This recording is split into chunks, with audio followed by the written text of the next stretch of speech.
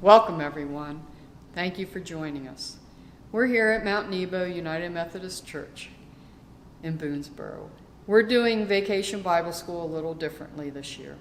We have put together 2 videos, a puppet video and a Bible story video, and we hope you get a lot out of this. The first session is about the Lord being our rock. Psalms 18 says, "The Lord is my rock, my fortress, and my deliverer. My God is my rock, in whom I take refuge. He is my shield and the horn of my salvation, my stronghold. I call to the Lord, who is worthy of praise, and I am saved from my enemies." Before we watch the video, let's have Pastor Bob open with a word of prayer. Let us pray. Merciful and gracious God, we thank you for this day and this opportunity to come together and to be a part of what's going on with the Vacation Bible School. We pray that you are with us, being our rock, being there steadfast for us at all times, guiding us in this time of trouble in our world. Let us take some time now just to enjoy these videos, enjoy these puppets, enjoy just worshiping you, O Lord. We pray this in the name of Jesus Christ, our Lord and Savior. And what do we always say at the end of a prayer? Amen. Hey, Jenny, over here. Hi! Hey, what you doing? I'm going to watch my favorite rock group, the Rockettes. They perform the song Standing on the Rock. It's really good, and the lead singer, Dawn, is so dreamy. Want to come with me? Well, maybe. Tell me about that song, Standing on the Rock. Oh, well, it's about Jesus. Jesus is the rock. If you build your life on the rock as a foundation, that is Jesus and his gospel, you'll be saved. Oh, you mean if we follow Jesus, we can trust what he says and he'll be with us wherever we go? Yeah, that's right. He's the way. Hey, let's go find our seats. Okay, come on, this way.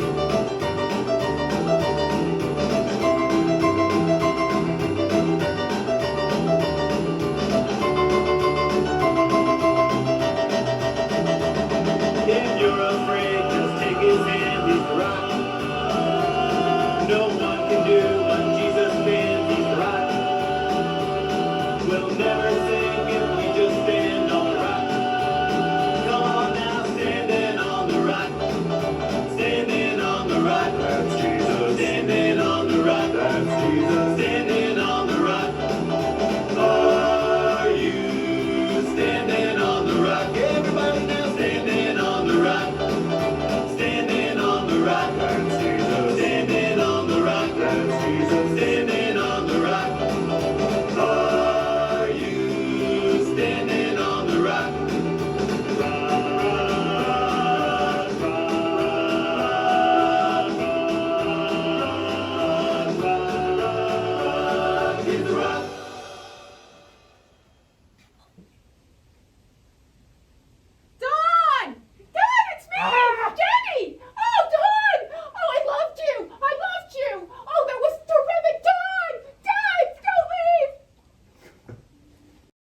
Our next video is the Bible story of Ananias. Ananias was afraid of Paul because he was persecuting the Christians.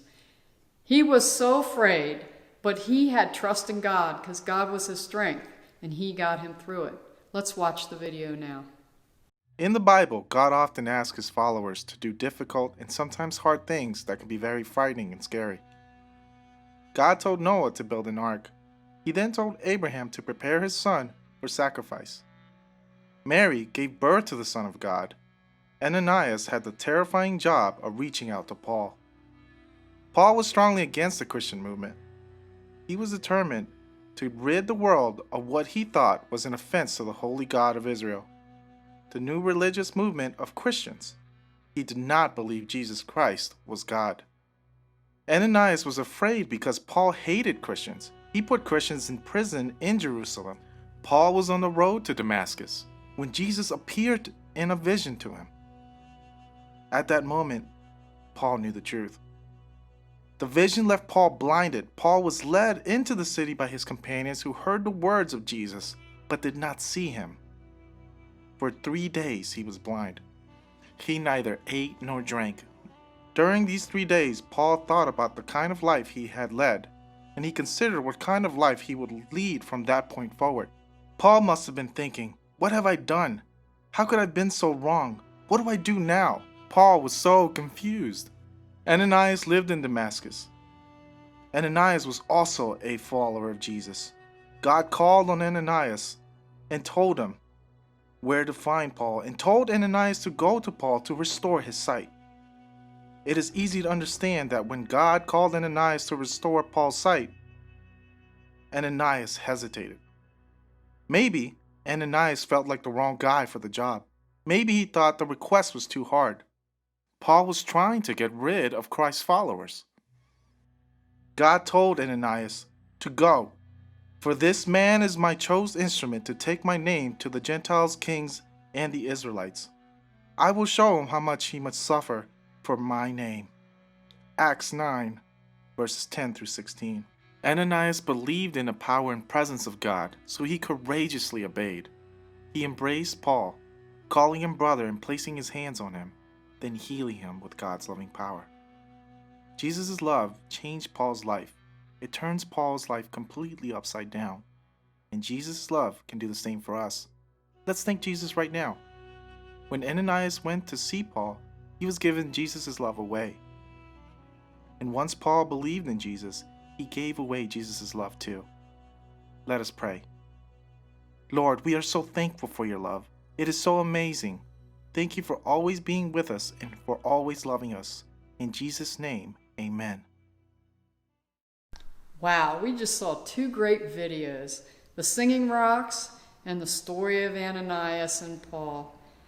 What did we learn from those? I know what I learned. I learned that Jesus is our strength. He loves us, and when he's with us, we have the courage to do anything. Jesus can get us through the scariest of times, whether it's a thunderstorm or a bully like Paul. We can make it through because we know Jesus is with us. Let's close now with a prayer from Pastor Bob. Let us now close with prayer. O Lord God, we pray that you're with us on the road and on our journey, strengthening us and guiding us, giving us the courage to go forward in all that we do.